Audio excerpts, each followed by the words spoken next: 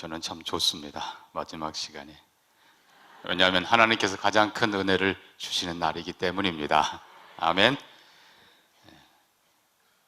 제가 군대 훈련 받을 때, 군목 훈련 상무대에서 받을 때 저희 내부반에 신부도 한 사람이 있었습니다. 김영장이라는 신부인데 참 좋은 사람이었어요. 그래서 성경 얘기 많이 했는데 본인도 안 돼요.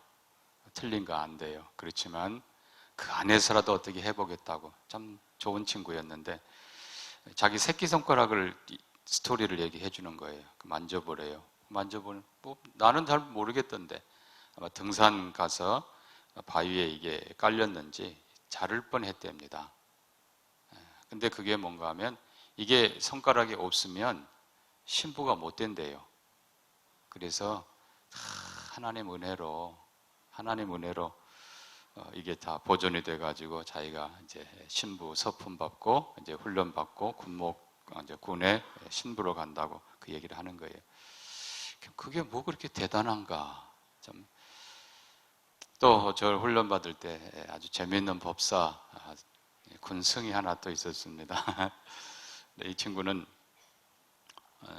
훈련 끝나고 이제 자대 배치 받았는데 술을 너무 좋아해가지고 자기 말로 주님을 좋아한답니다. 그래서 눈 엄청 많이 오는 날 술 먹고 운전하다가 집차가 숲속으로 들어가 버렸어요.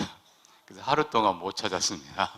눈이 녹은 다음에 찾아냈어요. 다행히 살았는데 이제 이 친구가 이제 후방에 제가 마산병원 근무할 때 바로 옆에 창원에서 근무를 했는데 어느 날 저한테 전화가 왔어요. 그러면서 꼭 좀 와달랍니다. 그래서 뭐 곧 전방 다시 간다고 그래서 알았다고 갔지요. 갔더니 옛날 이제 전방 생각이 나니까 이제 자기가 또 한번 이렇게 들어가면 숲속으로 들어가면 이제 죽을 것 같다. 자기를 위해서 기도해 달라는 거예요, 법사가. 그래서 제가 뭐 기도해 달라는데 어떻게 해요? 같이 식사하고 나서 제가 손잡고 기도했습니다. 그랬더니 아멘 하더라고요. 그럼 하는 말이 자기는 이제 든든하대요. 하나님도 도와주시고 부처님도 도와주시고 지금도 생각이 납니다. 야, 참 하나만 제대로 믿지. 그 친구는 셋을 믿는 거예요. 술 주님도 믿고. 여러분, 우리는 오직 하나님 한 분이십니다. 자, 그런데 중요한 건 왜 이렇게 많은 교파들이 있고 그보다 가장 중요한 건 캐톨릭과 개신교가 어떻게 되는가? 왜 그 신부는 손가락 그거 하나 가지고 그렇게 괴로워했고 그리고 그거 하나 고쳤다고 제대로 이게 알고 보니까 이게 안 굽혀지더라고요, 이게. 근데도 그냥 신부 역할을 한다고 이렇게 좋아가지고. 캐톨릭은 성당 제도를 따라갑니다. 반대로 우리 개신교는 그러면 뭘 따라갈까요? 성당이 아니라 회당을 따라갑니다. 자, 다시. 캐톨릭, 천주교는 뭘 따라간다고요? 성당. 개신교는 회당. 자, 그러면 성당은 뭘고, 회당은 뭘고? 성전. 그러니까 캐톨릭은 성당이라고 그러는데 그거는 뭐를 닮았다고요? 성전. 다시 정정합니다. 성전을 닮아가려고 하고 우리 개신교는 회당을 닮아가려고 합니다. 왜 그런가? 여러분, 굉장히 중요한 문제입니다. 이게 신학적으로 좀 더 깊이 얘기하면 성전을 추구해가는 그것은 예수 그리스도가 성전임을 실은 부인하는 것입니다. 예수 그리스도가 분명히 주님이 말씀하십니다. 이 성전을 헐라 내가 사흘 만에 다시 일으키리라. 이는 성전된 자기 육체를 가리키심이라. 이스라엘의 예루살렘에 있던 성전은 물론 거룩한 전입니다. 누가 임재하시기 때문에? 하나님이 임재하시기 때문에. 하나님이 구별하시고 하나님이 임재하시고 하나님이 인류 역사를 구약에서는 성전 중심으로 이끄셨어요. 제가 말씀 어제도 드렸습니다마는 성전을 파괴하시던 하나님께서 70년 후에 다시 회복하리라. 근데 건물이 회복되는 것이 중요한 것이 아니라 하나님의 사람들이 이방 땅에서 바벨론 땅에서 하나님 아닌 다른 것들을 섬기는 것이 얼마나 고통스러운가를 철저히 깨닫게 하시고, 그리고 그들을 다시 약속대로 회복하셔서 성전이 파괴된 정확하게 BC 586년에 성전이 파괴됐는데, 재건하고 봉헌할 때가 정확하게 70년 빠진 516년에 성전이 회복됩니다. 그러니까 하나님의 역사가 결국 이 성전을 파괴하고 회복하고, 그리고 다시 이 성전의 모든 기능, 속죄, 그리고 하나님의 말씀 다 완성한 그 사건이 바로 십자가 사건입니다. 예수 그리스도가 십자가 위에서 죽으셨을 때, 고개를 떨구시고 다 이루셨다 하셨을 그때에 성경은 기록하기를 성전 휘장이 위로부터 둘로 찢어지니라. 그러니까 성전의 모든 기능이, 목적이 성취된 것입니다. 누구 안에서? 예수 그리스도 안에서. 그러니까 예수 그리스도의 죽음, 예수 그리스도의 부활로 인해서 성전은 모든 기능이 성취됐습니다. 그리고 예수님 말씀대로 돌 하나 돌 위에 남지 않으리라.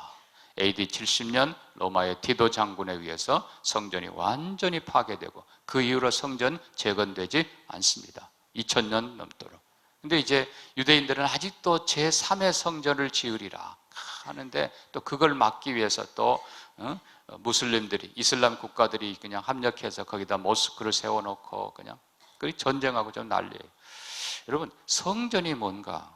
성전은 하나님과 우리 사이에, 사람 사이에 유일한 중보자입니다. 하나님의 임재가 거기에 있고, 하나님의 약속이 거기에 있고, 하나님께서 우리를 구원하시는 모든 계획이 거기 있습니다. 중요한 건 성경도 성전도 예수 그리스도가 주인이십니다.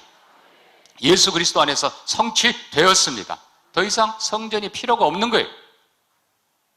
자, 문제는 오늘날 우리 개신교인들이 건물을 지어놓고 예배당을 지어놓고 자꾸 성전이라고 하니까 이게 자꾸 옛날로 돌아가는 게, 이게 하나님의 뜻이 아니에요. 이제는 또 통합 측에서는 또 캐톨릭하고 직제를 통일한다네요. 그럼 결국은, 자, 여러분 아는 대로 성전의 직제가 뭐예요? 이방인이 있고 유대인이 있고, 그 다음에 유대인 중에 남자 여자 구분하지만 레위인이 있고, 레위인 위에 뭐가 있어요? 제사장들이 있고, 제사장 위에 누가 있어요? 대제사장이 있고. 결국은 이 모든 직제의 목적은 뭐예요? 대제사장. 누가 대제사장이냐? 영원한 대제사장은 예수 그리스도밖에 없습니다. 교황 아니에요. 교황이 예수님 자리 차지하는 것, 그거는 마틴 루터도 그랬고 칼빈도 그랬고 적그리스도라고 하고 있어요. 이 땅의 대제사장은 더 이상 없습니다. 예수 그리스도가 완전히 성취하셨고, 예수 그리스도가 영원히 대제사장이십니다. 히브리서에 분명히 선언하세요. 근데 뭘 제사장직을 또 만들고, 결국은 뭐예요? 교황권 높여주기 위해서 그러는 거예요. 지금 결국은 캐톨릭이 모든 기독교뿐만 아니라 모든 다른 타종교까지 다 통합을 해서 교황이 대제사장이라고 예수 그리스도의 자리에 서려고 하는 겁니다. 우리는 그거 인정하지 않습니다. 오직 예수 그리스도만이 영원한 대제사장이십니다. 어떻게 마리아가, 여러분, 저는 마리아가 어떻게 하나님의 아내가 돼요? 마리아가 어떻게 하늘에 계신 어머니가 돼요? 마리아 승천선 어디에도 없어요. 별걸 다 만들어 놓고, 우리가 이 캐톨릭 따라가면 안 되는데, 이 모든 것 총체가 바로 구조, 조직, 모든 것을 다 성전 따라가게, 성전 모방해서 해놓은 것. 또 하나는 평신도와 그리고 사제 자리를 구별하는 거예요. 이건 맞지 않습니다. 극단적으로 표현하는 것이 아니라 다시 우리가 성경적으로 들여다보면 성전은 더 이상 필요가 없습니다. 예수 그리스도가 성전이고, 예수 그리스도 안에 있는, 예수 그리스도 안에서 성령이 우리를 그리스도의 몸이 되게 하시고, 우리가 성전입니다. 우리가 성전이에요. 자, 그러면 왜 우리 개신교는 회당을 따라가는가? 그럼 회당은 언제 생겼을까요? 바벨론 포로 시절에 성전이 없습니다. 제사 드리고 싶은데 드릴 수가 없어요. 여러분, 그렇다고 회당에서 제사 드립니까? 아니에요. 회당에서는 제사는 못 드리지만 오히려 말씀을 가르칩니다. 우리가 하나님이 누구인가를 알자. 힘써 알자. 그리고 하나님의 약속하신 것이 무엇인가를 알자. 우리가 어떻게 살아야 되는가를 알자. 다시 계명을 배우고 모세오경을 배우고 그리고 역사서를 배우고 하나님 말씀을 배우고 그리고 그 말씀대로 살기 위해서 또 서로 격려하기 위해서 회당이 생겨났습니다. 그런데 바벨론에서 이스라엘 백성들이 귀환하고 돌아옵니다. 성전을 재건합니다. 만약에 이 회당이 성전을 대신하려고 했던 거라면 진짜 성전이 재건되었기 때문에 회당은 사라져야 됐습니다. 회당은 없어져야 돼요. 그런데 그렇지 않다는 거예요. 예루살렘 성전이 재건되어 스룹바벨 성전이 섰고 예수님 당시에는 이제는 그것이 확장되어서 헤롯 성전이 됐습니다. 어마어마한 뜰을 차지하고 그냥 수십 개의 기둥들이 들어선 그런 거대한 성전이 회복됐어요. 그러면 회당은 다 사라져야죠. 그러나 정반대로 예수님 당시에 예루살렘에만 회당이 약 200개가 넘게 있었다고 합니다. 오히려 회당은 더 번창해 가는 거예요. 회당은 더 많이 확장되어서 우리가 예수님 사역하던 이 복음서에 보면은 갈릴리 마을 곳곳에 회당들이 생겼다는 거예요. 이 회당은 유대인들이 20가정만 있으면 반드시 회당을 세워서 하나님 말씀을 배우게 하고 그들이 서로 공동체로서의 삶을 살게 하고 조국을 사랑하는 애국심을 기르고 역사를 배우고 그리고 사람답게 하나님 백성답게 살도록 훈련시키는 곳이 회당이었다. 그러니까 이 회당이 성전이 재건된 다음에 오히려 더 많아졌다. 예수님 때 오히려 더 많아졌다. 자, 중요한 거는 예수님 사역을 보면 물론 예수님께서 절기 때, 중요한 절기 때는 예루살렘 성전에 올라가십니다. 그리고 때로는 성전에 가서 채찍을 만들어 그들을 쫓아내기도 하시고 그리고 궁극적으로 성전, 예수님 물론 성전 사랑하셨어요. 그런데 이 성전은 예수 그리스도의 죽으심과 부활로 완성될 것을 늘 말씀하십니다. 아멘입니까? 자, 이 부분 여러분 꼭 기억하시기 바라고. 그 다음에 이제 또 하나 중요한 거. 예수님께서는 아주 중요한 일들을 다 회당에서 하셨다는 거예요. 특별히 누가는 이방인입니다. 헬라 사람이고 의사이고 역사가이고 그리고 누가는 아주 소중한 크리스찬 휴머니스트, 정말 따뜻한 마음을 가진 사람입니다. 약한 자, 연약한 자. 그래서 이 누가에게는 복음이 무엇인가? 자, 누가복음 4장, 우리가 정말 늘 보던 말씀입니다. 한 번 더 갑니다. 누가복음 4장에 16절 보니까 예수께서 그 자라나신 곳 나사렛에 이르사 안식일에 늘 하시던 대로 어디에 들어가서? 회당에 들어가서 성경을 읽으려고 서시며. 자, 여기 두 단어 꼭 기억하시기 바랍니다. 안식일에, 그 다음에 또 하나 뭘까요? 회당에서. 자, 오늘날 교회가 뭘 해야 되는가? 예수님 자신이 늘 하시던 대로 안식일에 어디 가셨다고요?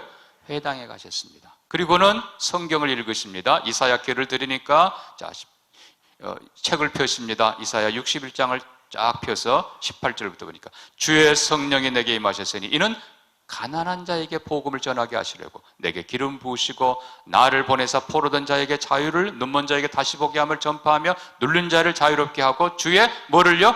은혜의 해를 전파하게 하려 하시며. 주의 은혜의 해, 제가 그걸 무슨 단어로 썼어요?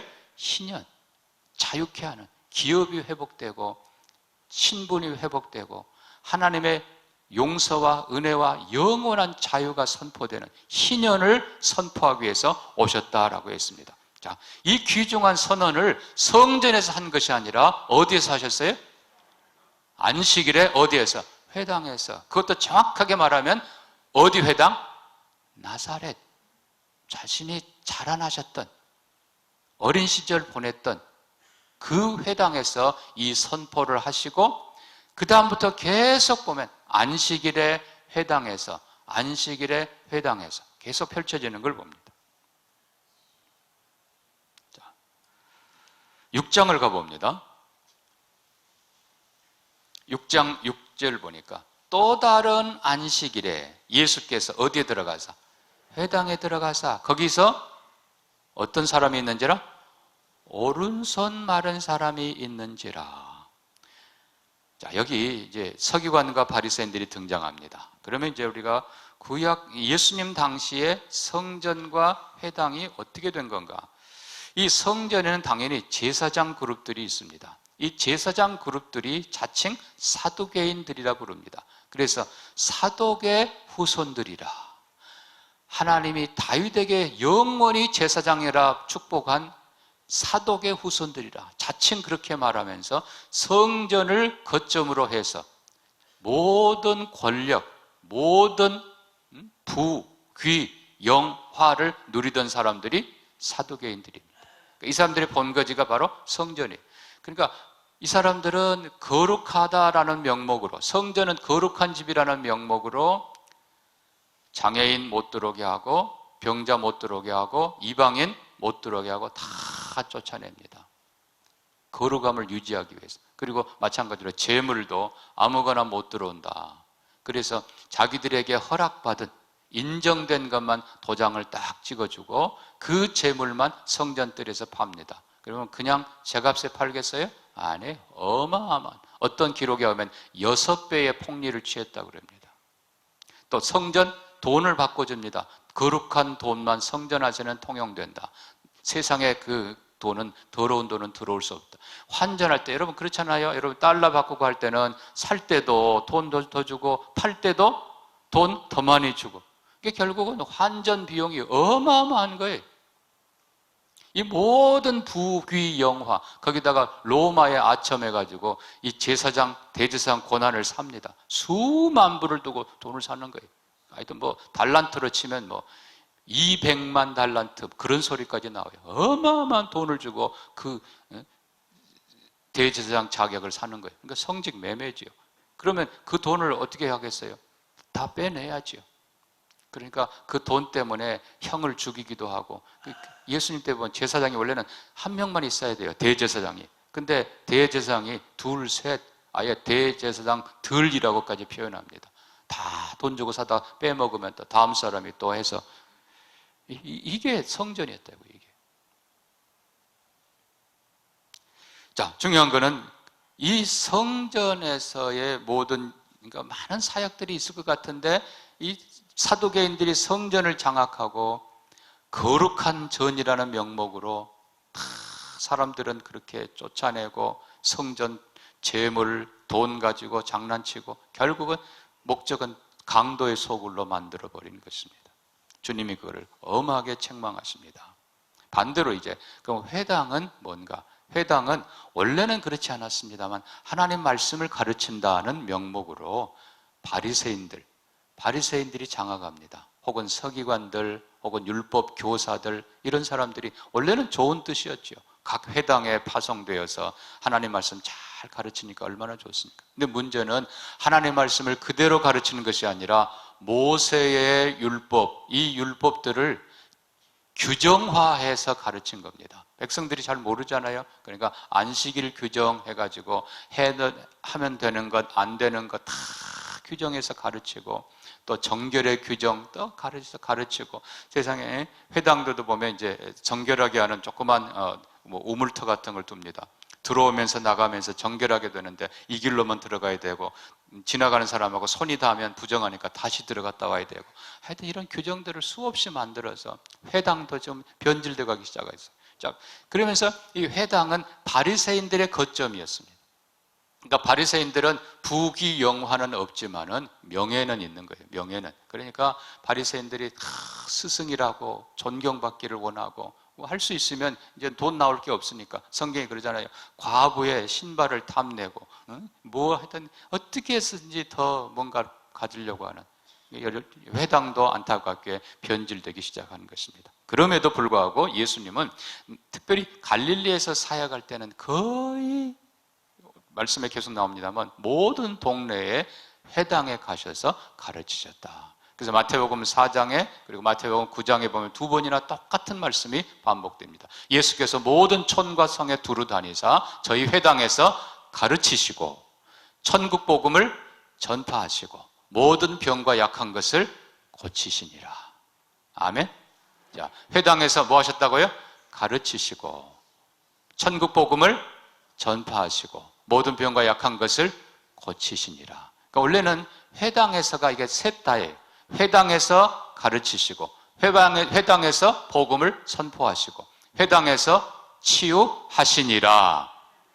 그게 예수님이 했던 주 사역이에요. 자, 그러면 우리가 회당, 예수님이 기대하셨고 예수님이 하셨던 그 일을 오늘날 교회가 해야 될 줄로 우리는 믿습니다. 예수님의 시각, 예수님이 회당에서 뭘 하셨고, 회당을 왜 예수님께서 자주 가셨고, 회당에 뭘 하기를 기대하셨는가, 오늘 교회가 그거를 해야 된다는 것입니다. 자, 제가 누가복음 조금 더 보겠습니다. 자, 누가복음에 조금 가서 우리가 읽은 14장 바로 앞에 13장을 한번 봅니다. 아까 6장에서는 회당에서 오른손 마른 사람, 주님이 고쳐주셨던 그때 하시면서 안식일에 선을 행하는 것과 악을 행하는 것 어느 것이 옳으냐? 여러분, 무엇이 옳습니까? 선을 행하는 것이 옳은 줄 믿습니다. 선을 행하는 것. 자, 그 다음에 13장 가면은 또 거기도 10절입니다. 예수께서 안식일에 한 회당에서 가르치실 때에 18배 동안 귀신 들려 앓으며 꼬부라져 조금도 펴지 못하는 여자가 있더라. 자, 먼저 우리가 기억해야 될 건 안식일. 자, 성전 같으면 오른손 마른 사람. 여러분, 오른손 말랐다라고 하는 건 그냥 오른손을 못 쓰는 사람이란 말이에요. 당시, 지금도 그렇습니다만 당시 중동의 사회는 철저하게 오른손은 깨끗한 손, 바른 손이고 왼손은 더러운 손, 그리고 약한 이거예요. 그러니까 왼손을 쓸 수밖에 없는 사람은 모든 것이 다 뭐한 사람이에요? 부정한 사람이에요. 그러니까 이 사람 경우는 성전에 들어갈 수 없어요. 그렇지만 어디는 지금 들어와 있어요? 회당에는 들어와 있어요. 여러분, 회당이 뭔가, 왜 회당이 중요한가를 여러분이 조금씩 좀 아시면 좋겠습니다. 자, 다시 우리가 13장 10절 보니까 예수님이 안식일에 회당에서 가르치실 때에 18배 동안 꼬부라져서, 그러니까 얼마나 고통스럽게 살고, 그럼에도 불구하고 지금 어디에 나와 있어요? 회당에 나와 있는 여인이 18배 동안 귀신 들려 앓으며, 여러분, 귀신 들렸다, 영원히 비틀렸고 영원히 고통당하고 온 몸이 꼬부라져서 조금도 펴지 못하는, 그러니까 그 종종 걸음으로 얼마나 고통스럽게 지금 어디 와 있어요? 성전에 와 있어요. 저 회당에 와 있습니다. 그러니까 여러분, 이 부분들 보시면 이 사람은 성전에는 도저히 들어갈 수 없는 사람이에요. 근데 지금 어디는 와 있어요? 회당에는 와 있는 거예요. 예수님이 거기 찾아오십니다. 그리고 예수님 뭐라고 하십니까? 그를 불러서 여자여, 네가 네 병에서 놓였다 하시고, 당연히 귀신 쫓아내고 영혼만이 아니라 육신도 삶도 회복해 주십니다. 그런데 문제는 회당장이 안식일에 예수님 병 고치는 것을 분내어 무리들에게 말합니다. 일할 날이 엿새나 있는데 꼭 오늘 이르십니까? 대답하되 예수님 말씀합니다. 외식하는 자들아, 너희가 안식일에 소와 나귀가 외양간에 매여 있는데 풀어서, 여기 강조는 풀어서요, 풀어서 이끌고 가서 물을 먹이지 않느냐. 이 소, 양도 매어놓은 것, 나귀 매어놓은 것 안식일에 다 풀어서 물가에 가서 물을 먹이는 것, 그것은 당연하다고 하지 않느냐. 하물며 18배 동안이나 마귀에게 매여있는 이 여인을 안식일에 풀어주는 것이, 이것이 선이냐 이것이 악이냐, 주님이 물으시는 겁니다. 자, 우리는 예수님의 안식일 개념과 그리고 회당 개념을 꼭 좀 기억하면 좋겠습니다. 자, 오늘 이제 본문 14장도 들어갑니다. 안식일에, 14장에 보니까 1절 시작할 때 안식일에 예수께서 한 바리새인 지도자의 집에 떡 잡수러 가시니, 아마 회당 예배가 마친 다음에 자기 고향에 오셨으니까 거기 있는 바리새인이 자기 집에 예수님을 모셔갔겠지요. 그런데 그들이 엿보고 있더라. 주의 앞에 누가 있더라? 수종병 든 사람이 있는지라. 여기 있다는 말은 대기시켜 놓은 겁니다. 예수님이 안식일에 어떻게 하나 보자. 왜냐하면 바로 3절 보니까 율법 교사들과 바리새인들에게 이르되 이제 하여튼 보고 있습니다. 그 부분 생략하고요. 자, 여기 수종병이라고 하는 이 말은 온몸이 물에 둥둥 부은 것처럼 부어있는 병이라는 겁니다. 수종. 그러니까 아주 그냥 물 속에 들어가서 퉁퉁 부은 모습. 영어로는 드랍시라고 그러는데 아예 물에 빠진 모습이. 그러니까 그냥 온몸이 얼마나 고통스럽겠습니까? 그런데 그 여인을 예수님은 또 어떻게 비유해서 하는가? 5절 보니까 그들에게 이르시되 너희 중에 누가 그 아들이나 소가 어디에 빠졌으면, 우물에 빠졌으면 안식일이라도 끌어내지 않겠느냐? 그러니까 물에 그냥 들어가 퉁퉁 부은 것처럼 보이는 그 사람을 아예 네 아들이나 아니면 소, 가장 큰 재산이죠, 우물에 빠져 있는 그 모습하고 주님이 그렇게 연결시킨 겁니다. 자, 우리는 이 부분들을 보면서 이제 좀 정리할 필요가 있습니다. 안식일, 그리고 회당, 특별히 안식일에 회당에서. 자, 예수님의 사역을 다시 정리합니다. 예수님은 회당에서 뭐 하시고? 가르치시고, 천국 복음을 전파하시고, 모든 병과 약한 것을 고치시니라. 자, 특별히 예수님은 이 사역에 집중하셨는데 안식일에 더 집중하셨고, 어디서 주로 많이 하셨다고요? 회당에서 많이 하셨다는 겁니다. 그렇다면 여러분, 오늘날 교회가 해야 될 일이 뭔가? 왜 유대인의 회당이 성전이 재건됐을 때 없어지지 않고 더 활성화됐고, 나중에 유대인들이 흩어져 사는 모든 곳에 회당들이 있어? 사도 바울과 일행들이 복음 전하러 선교하러 갔을 때 먼저 유대인의 회당에 들러서 그들에게 복음을 전하고, 그들이 거절할 때 그 다음에 이방인으로 갔다는 겁니다. 마찬가지로 이 회당은 예수님 당시에도 곳곳에, 그리고 흩어진 유대인들이 있는 모든 곳에 회당이 세워지고 하나님의 말씀이 전해지고, 그리고 말씀만 가르치는 것이 아니라 이 똑같은 거예요. 치유가 있고, 그리고 사람답게 사는 훈련, 나라를 사랑하고 하나님을 경외하고 부모를 공경할 줄 알고, 그리고 말씀대로 정직하고 지혜롭게 사는 훈련을 시켰다는 겁니다. 그리고 공동체의 삶을 거기서 훈련을 시켰어요. 이게 회당. 이 회당은 지금도 유효합니다. 그래서 교회가 복음이 가는 곳곳에, 물론 본질은 전체 틀은 같습니다만 그 핵심이 다르죠. 회당은 모세의 율법이 자리 잡고 있지만 교회는 예수 그리스도가 주인이십니다. 근데 우리 주님이 더더욱 회당을 사랑하셨고, 우리 주님이 더더욱 가르치는 걸 좋아하셨고, 우리 주님이 더더욱 치유의 역사를 이루셨다는 겁니다. 주로 어디에서요? 회당에서. 주로 언제? 안식일에. 자, 그럼 우리가 교회가 뭘 해야 되는가? 안타까운 건 여기 회당장이 등장하고, 아까 13장 14절에 회당장이 자기 회당에서 안식일을 범한, 그 자기 기준이죠. 안식일을 범한 예수에 대해서 분을 내고, 또 오늘 본문도 보면 이 수종병 든 사람 고쳐줄 때 바리새인들이 분노하고. 여러분, 이게 왜 그럴까요? 이 바리새인들과 그리고 회당장, 이 높은 사람들, 이 사람들이 뭘 기대했습니까? 안식일에 회당이 성전처럼 되기를 기대했다는 거예요. 이게 굉장히 중요한 부분입니다, 여러분. 성전, 거룩한 집이기 때문에 성전은 더러운 사람 오지 마라, 죄인 들어오지 마라, 병든 자 들어오지 마라, 이방인 들어오지 마라, 장애인 들어오지 마라. 제자들조차도 나면서부터 못 보는 일을 보면서 예수님, 이 사람이 소경된 것이 누구 죄 때문입니까? 맞아요. 누군가가 죄를 지은 거예요.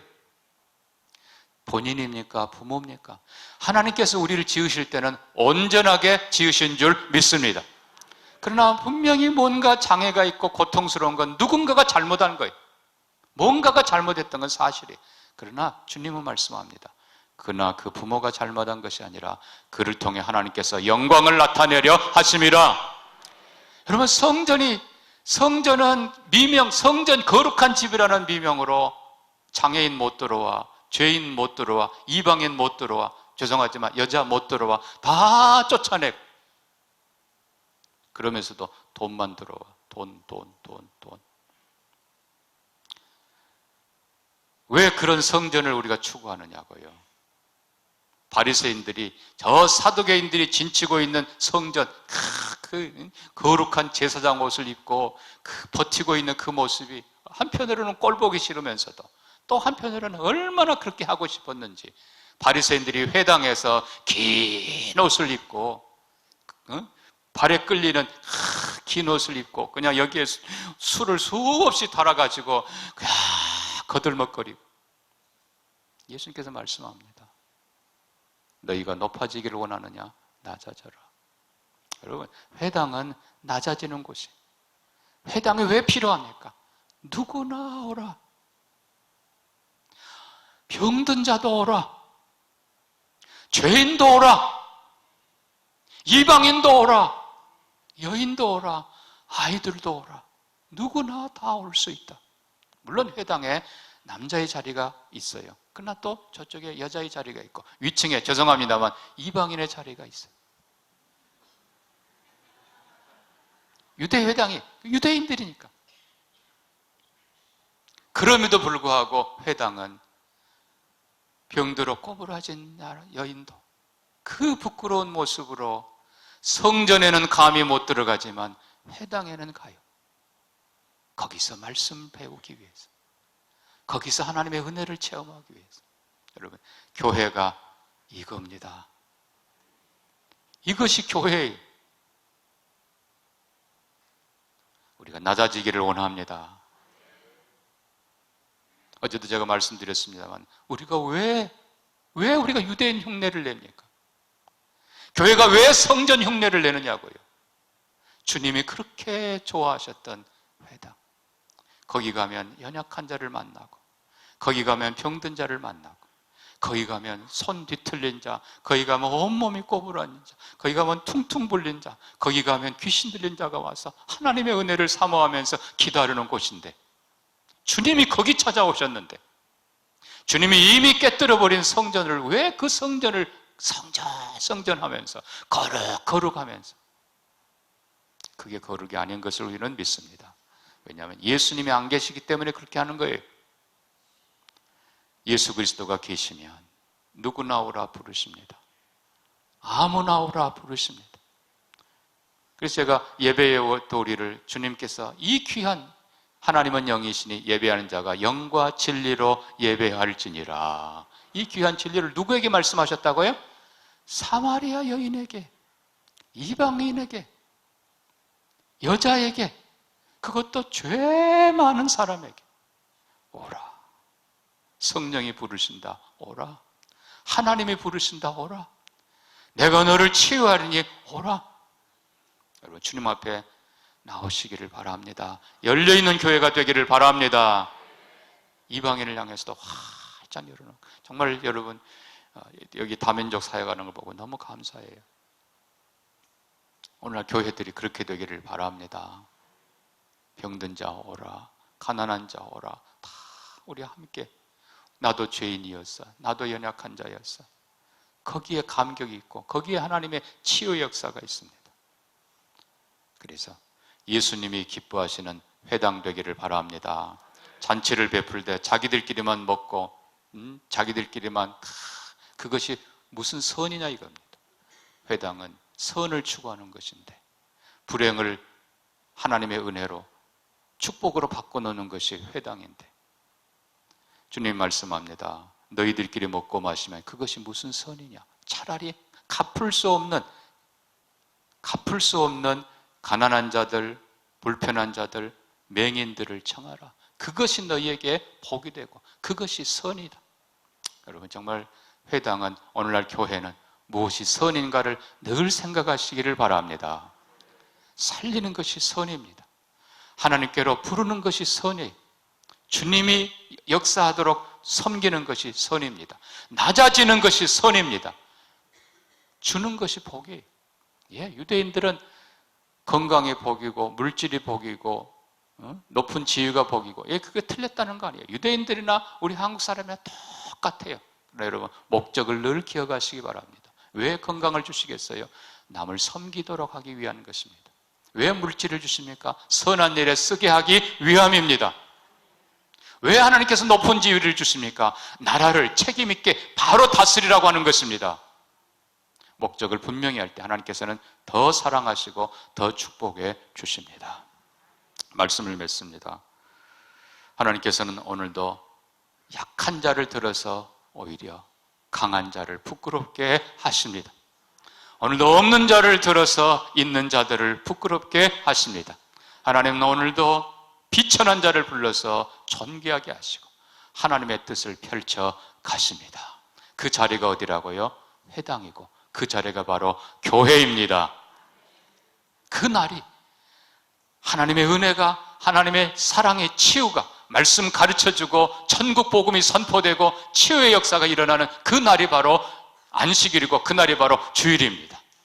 우리가 하나님의 은혜를 정말 주님이 기뻐하시던 그 회당의 모습을 회복해서 오세요. 주님이 사랑하십니다. 그 마음으로 하나님 앞에 나아갈 때 생명의 말씀이 전파되고 그리고 그곳에 복음이 온전히 선포되고 그곳에 성령이 역사하시고 그곳에 치유의 역사가 일어날 것입니다. 오늘 우리 교회, 저희 교회도 마찬가지고 우리 계산교회도 마찬가지고 예수님이 하신 것처럼 잘 가르치는 교회 되기를 축복합니다. 그 교회 가면 생명의 말씀이 있고 진리의 말씀이 있고 성경을 너무나 성경대로 정확하게 가르쳐주는 진리가 있고 빛이 있고 은혜가 있고 그리고 하나님의 영광이 빛나는 교회 되기를 축복합니다. 잘 가르치는 교회. 회당에서 예수님 그랬잖아요. 잘 가르쳤어요. 잘 가르치는 교회. 그러나 언제나 가르침의 핵심은 복음입니다. 천국 복음 온전히 선포되는 교회. 좀 안타까운 거는 전에는 그렇지 않은 것 같았는데 뭔가 좀 지금 바뀌어가요. 가까이 있던 통합측은 점점 멀어져가요. 반대로 멀리 있던 기장측이 조금씩 또 가까우는 것 같아요. 저한테 몇 사람이나 와가지고 자기들의 그 사회생활에 했던 봉사했던 그 노하우와 당신들이 가진 복음이 합쳐지면 좋겠습니다. 자기들이 그래요. 예, 오십시오. 우리에게는 복음이 있습니다. 중요한 건요, 아무리 잘 가르쳐도 복음이 없으면 생명이 없습니다. 복음 없으면 계란으로 치면 무정란해요. 품어봤자 썩어요. 언제나 복음이, 예수 그리스도의 십자가 복음이 살아있는 교회이기를 바랍니다. 복음 선포하시고 그 다음에 뭐 했다고요? 치유. 여러분, 치유하는 것보다 더 중요한 건 제발 상처 주지 마시기를 바랍니다. 가정이 치유의 자리가 돼야 되는데 가정에서 제일 많이 상처 주고, 교회가 치유의 자리가 돼야 되는데 교회에서 제일 많이 상처 주고, 그런 교회 되지 않기를 바랍니다.